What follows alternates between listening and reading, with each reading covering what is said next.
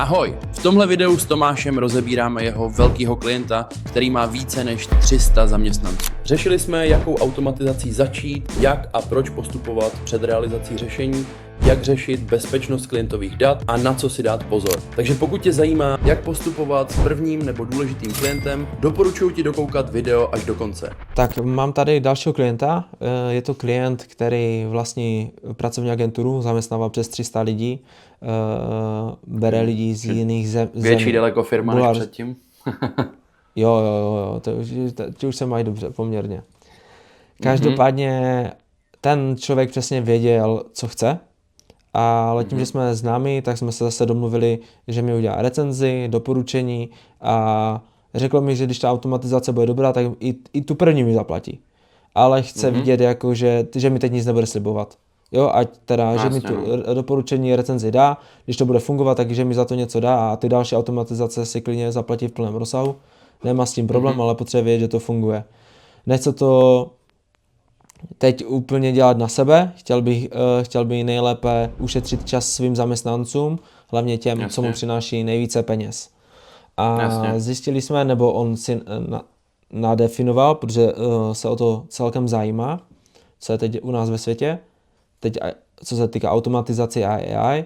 On má velkou databázi, kterou si vede ve Workspaceu, kterou sbírá z marketingové kampaně, když sbírá lidi, nějaké řemeslníky, prostě zájemce na to, které by mohl zaměstnávat a jeho kolegyňka všechny ty lidi obvolává. A on by potřeboval jim dělat nějaký follow-up.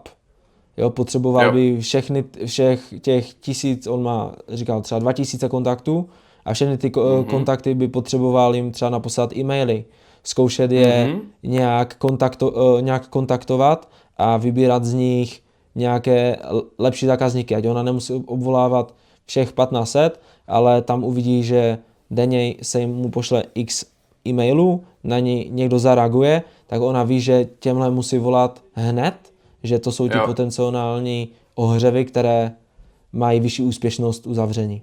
Jo, rozumím tomu. To znamená, tady to je zase jiný trošku typ klienta, ten vlastně ví přesně, co chce. On jako by ti řekl, tady to je to, co já chci jako udělat, jo? Jo, on se mě zeptal,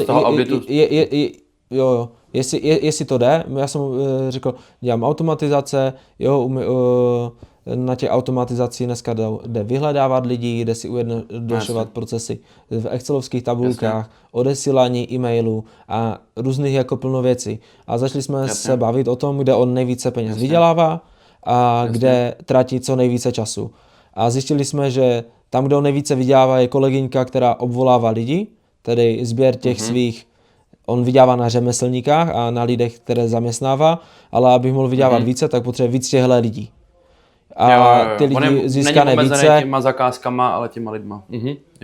Jo, samozřejmě zakázky chce řešit taky, ale první potřebuje více lidí. A pak to může celé škalovat. Jasně. Jo, je problém, když kolegyňka musí obvolávat 1000 lidí, z toho polovina ti to nezvedne, a chtěl by... A ti lidi mají furt záznam, že u něho je ta pracovní pozice otevřená, že je přímo pro ně a tak podobně, protože z té marketingové kampaně on by měl mít rozvrstvené na jakoukoliv pozici, teda aspoň tak jsem to pochopil, že on to má v tom Excelu rozvrstvené, na co se hlásili, nebo o co měli třeba zájem, o co projevili zájem. OK, rozumím tomu. No a teďka, co je ten tvůj problém, nebo s čím ty si nejvíc rady? Spíš jak si to nadefinovat a teď nevím, jak je to v rámci hlavně bezpečnosti, protože on má nějakou databázi, on už vím, že jsme se na tom auditu bavili, že on si jako potrpí na bezpečnost, nemá nikdo jako plný přístup do jeho pracovních věcí, což jako chápu, ale jak já se teď mám připojit na jeho databázi a v jeho databázi teď jako provádět ty automatické úpravy, nebo jak by tenhle proces v uvozovkách tady tohohle, když on má jak kdyby jádro toho, s čím potřebuje pomoct, je jako u sebe zabezpečené, tak jak by to teď mělo fungovat přesně. Jak to nastavit a jaký postup bys zase vybral ty. Jestli by to byla nějaká šablona, která by se upravovala e-mailu, ona by si prostě vždycky tu šablonu upravila, jestli to je zrovna tenhle řemeslník nebo tenhle svařeč, nebo tady tahle pozice a vždycky by si tam jenom zaklikala v tom seznamu, komu bude odesílat a s tím, že budeme mít vědět, bo vím, že jsme se kdysi v minulosti bavili, že nechceme, ať nás e-mail vyhodnotí, že spamujeme, tak mít nějaké, znát přesné číslo, kolik těch e-mailů můžeme poslat, a nás to nehodí do spamu a tady toto vlastně celkově, jak to tak zprocesovat, ať já vím, co mu můžu teď za pár dnů poslat, s čím na něho přijdu, jo? Bo jsem mu řekl, že si to musím sám ujasnit, jak to budou e-maily, jak to bude s bezpečností, jak to provedeme, tak ať to je pro něho co nejjednodušší a nejlepší. Teda hlavně pro tu kolegu. No, okay. Takhle, tak jako z hlediska bezpečnosti, no tak on má, ty jsi říkal, že ty kontakty jsou na Google Workspaceu, ne? Že to je v těch Google Contacts, ne? Jo, tak tam to jako poměrně já si myslím, že to je Excel. Já si myslím, že on má Workspace Excel a tam to má v Excelu. Jo, takhle. Takže to není v těch Google Contacts. Ne, on to má v Excelu, on si vede databázi, No tak o to je jednodušší vlastně, tak o to je jednodušší, no tak, hele, jakože tohle je jako triviální docela věc, jako jak k tomu dostat přístup, prostě on nebude dávat veřejný link, ale ještě to sdělím. Já ti asi ukážu, tohle bude nejjednodušší v rámci Google Sheetu, když oni to použijí přímo i v Google Sheetech, tak to bude úplně nejjednodušší. Prostě jednoduchou tabulku, kterou ty pak můžeš napojit na automatizaci, jak by to bylo jako co nejjednodušší. No tak z hlediska těch přístupů, jak jsi ptal, že se bojí to dát kde komu, ty přístupy, tak to je jako velmi jednoduchý. Ty v podstatě tady, když dáš share, tak prostě to nedá to našerovat všem lidem přes odkaz, aby to přesně bylo jako teď, že to může vidět, že to může editovat a vidět kdokoliv s tím odkazem, ale dá to prostě na konkrétní osobu, to znamená tebe. Jo? Tak to je k tomu, jak se k tomu ty budeš dostávat. Potom samozřejmě budeš potřebovat v rámci tohoto přístupu, tak pak to napojíš přes N8N na tu automatizaci. No a jak ta automatizace vlastně celá může vypadat, může to být vlastně velmi jednoduchý. Aby si to na začátku co nejvíc zjednodušil, aby to bylo jako na začátku, zase, ať děláme na začátku jednoduchou věc a tu pak rozšiřujeme, tak bych klidně udělal něco jako takovouhle tabulku, kde buď teda my jsme to tady měli na to, že kdy se má vlastně kontaktovat, tohleto konkrétně bylo jako na servisy, že pravidelně se těm lidem má ozývat a píšeme to nějakou zprávu, měli jsme tady definovaný, jestli to má tykat nebo vykat, plus případně tady pak, když to pak chceš dál rozšiřovat, tak tady můžou být další informace o tom, kolikrát se třeba kontaktovalo už, jakým způsobem je má oslovovat, co už o nich víme, aby se ta zpráva dala víc personalizovat, jo, třeba. Ale není to na začátku nutný, na začátku nám třeba stačí jenom to, že buď se nám v pravidelném nějakém intervalu se nám budou ty lidi kontaktovat, takže tady potřebuji mít zapsaný, kdy ta automatizace naposledy kontaktovala, aby na základě toho ta automatizace věděla, třeba, že za týden to má zkusit znova. Jo? A že když se jim třeba 4krát jako na to ty lidi nezareagujou, takže se na to má vykašlat. A u těch, kdo naopak zareagovali, tak tady může být pak další jakoby sloupeček, že zareagoval, což může být automatizace 2, která bude jenom hlídat to, jestli ti na to někdo odpoví. Pokud jo, tak se ti to tady propíše a v ten moment už může dostat třeba rovnou ta paní, která ty lidi obvolává, už rovnou třeba maila, hele, tady ty lidi zareagovali, podívej se na ně do Google Sheetu, vidíš tam na ně i kontakt, vidíš tam na ně všechno, může tady být klidně i zapsaná celá ta konverzace, to už je pak jako jedno, nebo se na to může zpětně podívat do toho mailu, to už je na tom, jak to budeš ti nastavit, to už jako detail spíš. Ale když tady budeš zareagoval, tak zkrátka ona bude vědět, že těm lidem má zavolat prostě. Takže už bude jakoby komunikovat napřímo prostě s těma lidma, kteří už jsou jako kvalifikovaný, řekněme. Nějak profiltrovaný. Takže jestli to chápu správně, jo? Když půjdu úplně od začátku. Ve vlastním N8N si propojím jeho nasdílený Workspace, který najdu u sebe, Sheets, ve kterém si najdu ve svém sdíleném disku, bych se tam na něm měl teda napojit. A už si... A ještě pozor, jo, tady k tomu ještě dodám jednu věc, promiň. Ty budeš potřebovat tím, že on má firemní Workspace, tak to budeš muset vlastně přes ten jeho adminovský účet tam vlastně povolit. Taky na to mám video, ale v tom Google Cloud Console jsme si taky dělali i na workshopech. Tady budeš muset Tam povolit APIčko za prvý. Povolit to APIčko pro Google Sheety a zároveň tady odsud můžeš vzít i to propojení vlastně. No. Ono to možná po tobě bude chtít to propojení přímo z toho Google Cloud Console. Jo? Že to po tobě možná, když on má ten firemní účet, tak to možná po tobě bude chtít nejenom jakoby se přihlásit přes Gmail, ale bude to po tobě chtít možná client ID a client secret, což právě najdeš v tom Google Cloud Console. A to už je jako hodně velký detail, najdeš 4minutový video, jak to přesně uděláš na mém kanále, takže to jako není nic těžkého. To už musím dělat z jeho počítače. Buď, anebo on tě může dát jako dočasně, on tě může dát dočasně jako nějakýho správce v rámci toho workspaceu jejich, abys tady to mohl udělat, jenom ti dá k tomu přístup. Což je bezpečnější, protože on ti nedá přístup jakoby ke svým, to by byl nesmysl, že jo, ale on ti tam dá přístup jakoby tobě na tvůj mail, aby ty si to mohl spravovat a dostal ses do toho Google Cloud Console sám za sebe a tím pádem, i kdybys tam ty jako měl něco rozesrat, nebo jako něco si tam měl ukrást, nebo něco podobného, tak on to pak zpětně může dohledat, že jo, kdo to udělal. Ale když to bude z jeho účtu, tak to už se blbě dohledává, že jo. A blbě se tam omezuje ten přístup a podobně. A jak se protože on si myslím, že to nebude vědět, kde mi ten přístup má udělit, já jsem to nikdy nedělal.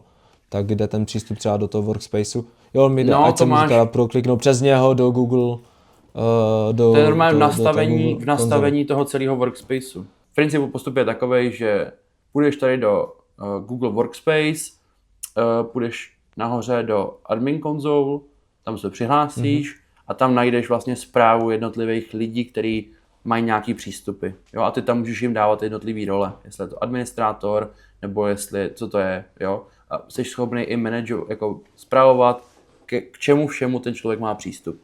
Takže ty na tím způsobem si to nastavíš vlastně. Nebo řekneš mu, aby on to nastavil, nebo to uděláte spolu. Vezmeš si ten přístup vlastně. Jo, potom teda základem celé ty automatizace bude taková nějaká tabulka, tam by bylo dobré jenom si vyjasnit, jak to má fungovat, jestli to má být teda manuálně spustitelný, jako když tady třeba ta paní dá zaškrtnutí nebo něco takového, nějaký check jako box, tak aby v tu chvíli se to spustilo, mně to dává smysl, aby to bylo spíš jako na pozadí, aby to bylo spuštěné jako po nějakém čase, jo, nebo něco podobného. No a pak si říct, za jakých podmínek teda po kolika těch e-mailech ona už jim teda má volat, nebo jo, jakoby říct si zase, udělat si ten proces, vyjasnit si ho, jak má perfektně fungovat, jak jim nejlíp funguje manuálně. Pokud ho ještě nemají, tak to zkusit třeba otestovat, jo. A říct si to, jak je dopředu, ale říct si prostě, jak to má vlastně vypadat, na základě čeho se to má spouštět, kdy ta automatizace končí, abys věděl, co do té tabulky všechno dát za ty jednotlivé sloupečky a jak pak nastavit samozřejmě tu automatizaci. Protože z té tabulky bude všechno vycházet. Tohle to bude celá zpráva vlastně té automatizace. Mhm. Dobrá, a ty jsi říkal ten podstatný bod toho, že bys spíš preferoval, to jde na pozadí. Takže oni nevidí, kdy ta automatizace jede? Jo. Nebo jak to myslel? Jo, aby to nemusela ta paní jako každýho tam manuálně zaškrtávat, nebo jo, víš, aby jako tam přidala třeba najednou, já nevím, kde oni berou teda ty kontakty, ale třeba, aby tam přidala na jednou třeba 300 kontaktů s telefonama, s mailama a aby se to automaticky pak už spustilo. Aby tady nemusela každýho zaklikávat prostě zvlášť, komu se má poslat mail a tak podobně. Takže já to nebudu napojovat, ať to chápu správně, to nebudu napojovat do jeho stávajícího workspaceu, ale vytvořím jim tam nový, kde v uvozovkách ty sloupce nadefinují, jak mají být a ona tam bude přihazovat ty kontakty, které má. No takhle, pozor, jako ve workspaceu to bude stejným, to je jako, kde to uložiště, že jo, kde to bude, ale jenom uděláš jako novou tabulku, to bys stejně chtěl dělat určitě, nechceš to testovat, zvlášť když to budeš testovat, tak to nechceš testovat na těch jejich jako ostrých datech. Určitě na začátku si chceš udělat nějaký duplikát třeba toho, smazat si tam většinu těch dat, abys tam měl jenom pár lidí a vyzkoušet si to v malým, že jo. A případně ty budeš muset malinko si asi poupravit ty sloupečky. Nebude to úplně odlišný od toho, co oni tam mají, ale určitě tam bude muset být nějaký sloupečky na to, co bude potřeba ta automatizace. Takže kdy třeba AI kontaktovala, jestli to má tykat nebo vykat a takovýhle specifika prostě. Jo, a pak to můžete i dorozšiřovat, že přesně, že tam budou nějaký detailní informace o těch lidech, kterých si pak ta AI z toho může vzít a vědět, že já nevím, tady třeba pan řemeslník dělá tady to a že bydlí tady a tady. Takže na základě toho to pak může napsat daleko přesnější personalizovanou zprávu a to povede k tomu, že se daleko pravděpodobněji ozvou. Jo. Teď si říkám, když on tam bude mít souhrnně strašně moc dat, pro moji představu, že kdyby fakt budou mít nějakou tu databázi nabitou a budou tam mít od elektrikáře po malíře a on bude chtít měnit ty pozice, to je lepší mít potom na nějakém filtru, nebo ať prostě, jo, rozumíš mi, on má jednu velkou databázi, tam má souhrnně všech lidí a do té to dělali, že ona prostě navolávala a personifikovala to ona v tom hovoru, koho vlastně hledají. No jasně. A teď budeš chtít, otevírám pozici elektrikáře, teď z 15 set musím najít ti, kdo by se hodili na elektrikáře a tomu pošlu e-mail. Jo, anebo těm, co jsou kvalifikováni dělat nějakou tuhle řemeslnou práci. No tak, to je spíš tak tom, přesně, no, tak ty tam pak... Ty si tam přidám, nebo jak bys to rozdělil ty? No tak buď to můžeš jako už vyfiltrovat čistě jenom na úrovni toho Excelu, anebo pak ta samotná automatizace třeba může být nastavená tak, že když ta informace, koho hledáme, je zapsaná, nebo respektive informace o těch lidech, kdo to je, že to je řemeslník, že to je truhlář a podobně, takže bude teď zapsaná jako jeden ze sloupečků, to předpokládám, že oni tam mají, tak ty pak jenom řekneš v rámci té automatizace, přesně v rámci filtru, že vyber mi z té celé tabulky všechny lidi, kdo jsou tam zapsaní jako truhláři. Jo, a ostatní to prostě ani nevytáhne, takže tím se to. A kdyby náhodou neměl ten filtr, tak ten filtr je tam třeba dodělat, aby to fungovalo. No, ty to můžeš i vyfiltrovat na úrovni té automatizace. Ona to sama umí přečíst a rozeznat, jo, potom. Jo. Jo, ty když máš v rámci N8 tu funkci vlastně, že ti to čte, tak ty tam jsi schopný dát add options a dát tam jako prostě určitý filtr na to, co to má obsahovat. Jo. A to teďka hrozně záleží jako to konkrétní zpracování, záleží hrozně na tom, jak si konkrétně řeknete, že to má fungovat. Jo, ty bys potom ideálně, jako teďka by ti to co nejvíc pomohlo, jo, tak ty bys podle mě teďka, vy jste si teďka řekli, že se mu ozveš a uvidíš teda, jako co mu nabídneš. Jo? Že do čtvrtka mu dám Word, ve kterém to bude sepsané, jak to provedeme. Jo, jednotlivé kroky, ať to máme černým na bílým. Jo, a jednak tam bude to očekávání asi, co mu můžu jako teď já navrhnout a on si tam napíše, co on o toho chce. No přesně, no tak to udělej tak, jak ti to dává největší smysl tobě, ty konkrétnosti, jo, že to bude třeba zapsaný tady v tom Excelu a filtrovalo by se to na úrovni té automatizace třeba, jo, ale dej si to tam jako s otazníkem, že to je jako bod k probrání, jo, že hele, takhle jsem to navrhl a tohle rovnou vím teďka dopředu, že nevím, jak vy to chcete používat dlouhodobě, aby to dávalo smysl, chci si to ještě doupřesnit, jo, to je úplně v pohodě, podle mě, jako, že takovýhle detaily, že si jako doupřesníte v průběhu toho, jo, ale důležitý je, podle mě, jako dát mu tu obecnou představu, dát mu ten jakoby celý Word, klidně mu můžeš i jako, se můžete shodnout na tom, co má být všechno v těch tabulkách navíc, aby ta automatizace dobře fungovala, jak má hlavně fungovat, jo, jestli to má teda fungovat na tom pozadí, aby on se na tom shodl, jo, tady to jste se vyjasnili. A on chtěl už pak rovnou nacenění, nebo jak jste si to jako... Ne, vůbec. Jako, já jsem primárně šel za referenci, jo, protože vím, že on se pohybuje už mezi kategorii lidí, kde už ty finance jsou, ale říkal mi, že potom, když to bude fungovat, takže když si řeknu, tak je, že mi dá normální peníze. Takže on, když se bavil o automatizacích, tak v Praze mu za nějakou automatizaci říkali, že si zaplatí 200 000 nebo kolik, tak mu řekl, že to jako nikomu dávat nebude. Takže si myslím, že v rámci nějakých 10 000 se tam dá asi jako domluvit. Jo, ale teď to spíš je spekulace, než jako něco, co od něho on to jako podle mě ve finále jako klidně zaplatí 200 000, když mu ukáže, že se mu to velmi několikanásobně vrátí. Jo. Tam jenom o té důvěře, že oni mu to asi řekli na první dobrou.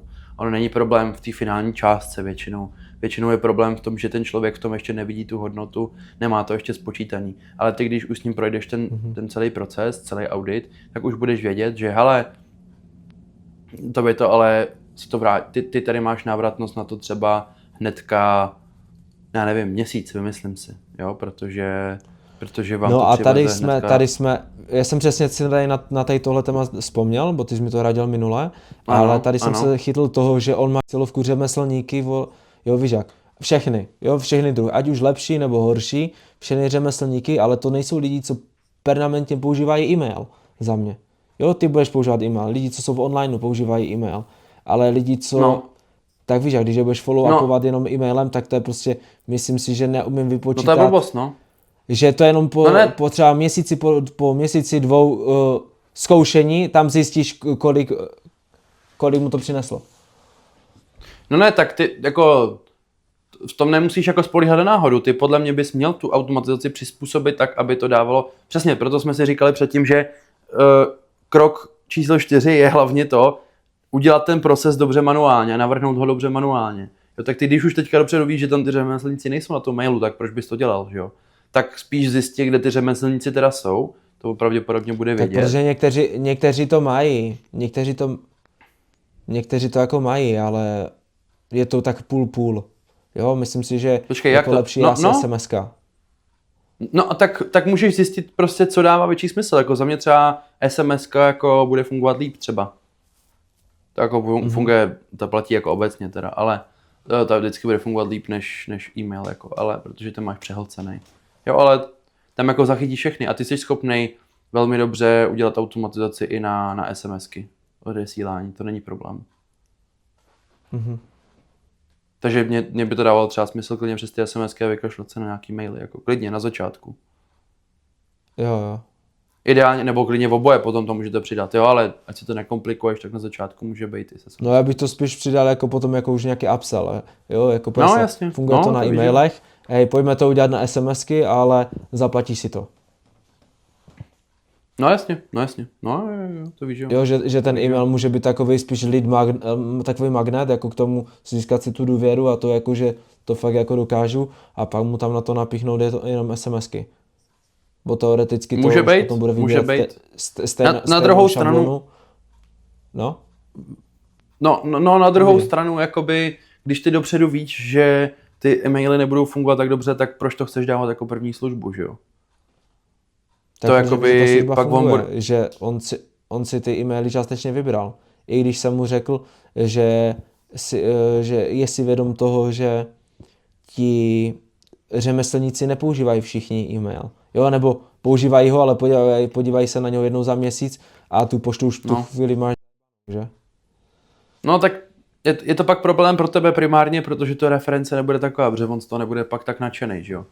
Jo, když to nebude mít takový výsledek prostě, tak bych se možná spíš zamyslel nad tím, jestli rovnou na to neudělat ty SMSky a potom třeba neudělat ty maily, jako ať to pak šperkuje to dohromady, ale ať ta první věc je jako ta bomba prostě rovnou. SMSky. První dobrou. Jo. Jenom teda bacha, ty SMSky, když posíláš automatizovaně, musí se platit za každou SMSku.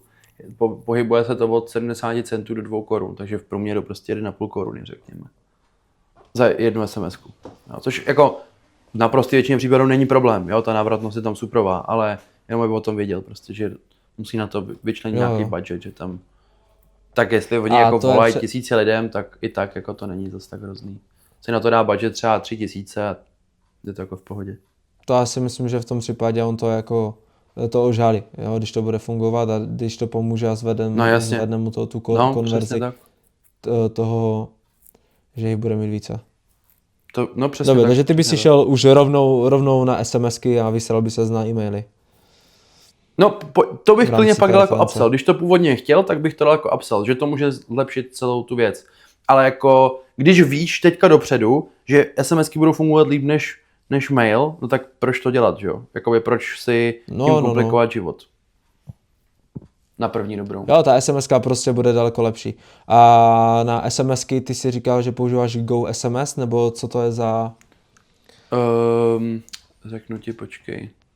A jo, protože já když jsem zkoušel Twilio na jiných těch, tak mi to úplně nešlo mi to, třeba to Twilio dělalo problém a ještě v rámci třeba nastavání těch SMSek, tak ať se tam zobrazí třeba jeho firma. Dá se to buď nastavit na konkrétní jedno telefonní číslo, to znamená, že tady píše mi Tomáš, takže já to vidím a ty to pak i zpětně vidíš v telefonu.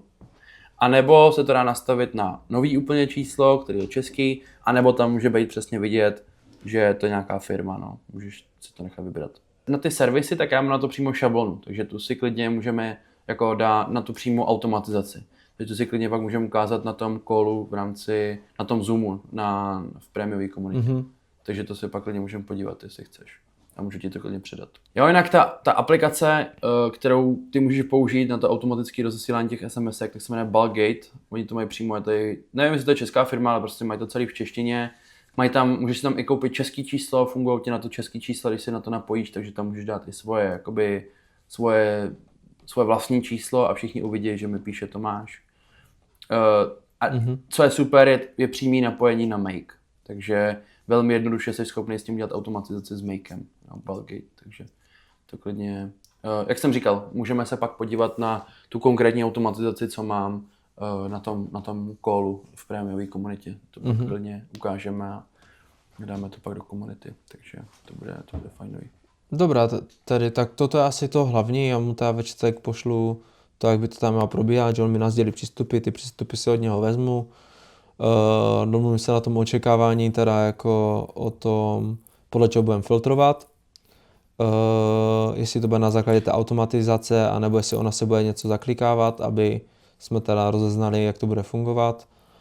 Že to budou SMSky, e-maily, že bychom dodělali, kdyby jsme to chtěli šperkovat.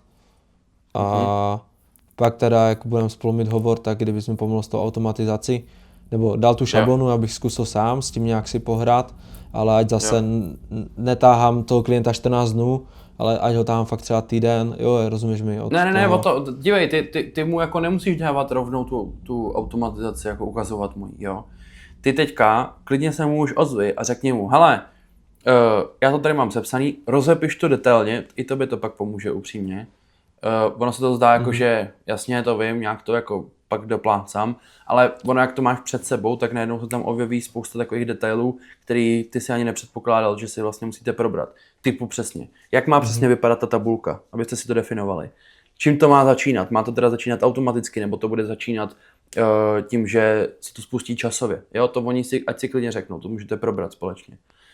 A jakoby ty naopak budeš působit jako profík, protože ty vlastně uděláš tu kostru a jenom mu řekneš, hele, tady to je jenom pár kolen, jakoby, pár bodů, který já chci doprobrat, který když si odčekneme, tak já pak můžu navrhnout celou tu automatizaci. Ale do té doby stejně jako hovno mít automatizaci upřímně, protože nemáš tady to vyjasnění.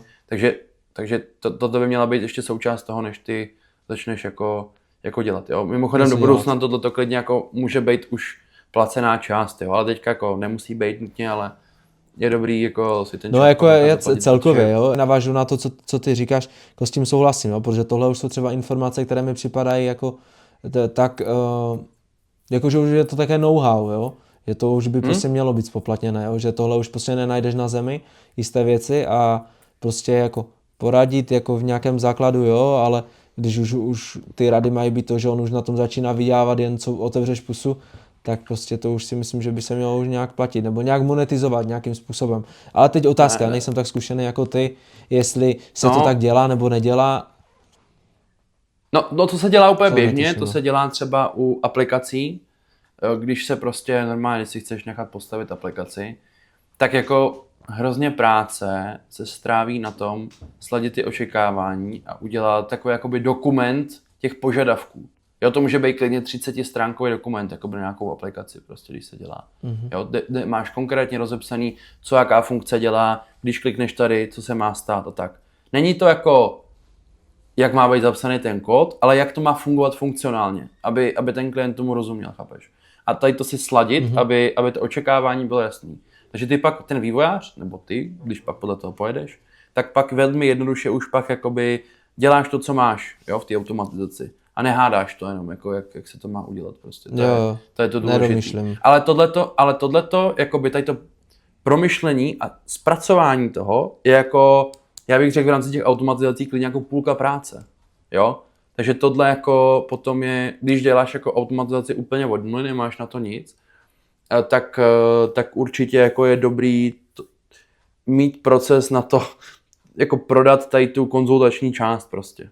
Jo, prostě, jako, a nebo říct, OK, hele, tak vy to, jako, protože prvnímu klientovi se do toho hnedka chtít nebude, když nebudeš mít žádný reference, nic, jo.